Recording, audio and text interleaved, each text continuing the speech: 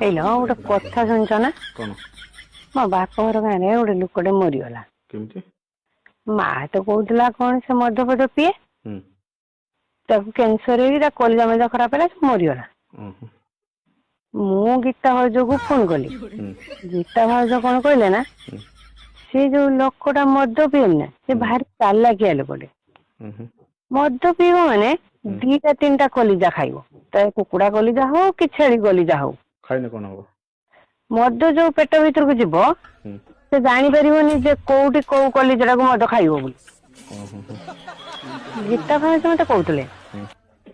ମତେ କଣ ଲାଗୁଛି ଜାଣିଛ ନା, କଣ? ସେ ଯୋଉ ମଦରେ ମରିନି, ଆଉ ମଦ ପିଇଲା ବେଳେ ଯୋଉ ପ୍ଲାଷ୍ଟିକ ଗ୍ଲାସ ୟୁଜ କରନ୍ତିନି ନା, ସେଇଟାରେ କ୍ୟାନ୍ସର ହେଇକି ସେ ମରିଛି। ଟିଭିରେ ଦେଖଉନି ନା, ପ୍ଲାଷ୍ଟିକ ଜିନିଷ ୟୁଜ କରନି କି, ପ୍ଲାଷ୍ଟିକ ଗ୍ଲାସ ରେ ମଦ କି ଯାହା ପିଇବ ମାନେ କ୍ୟାନ୍ସର ହବ, ସେ ଲୋକ ମରିବ।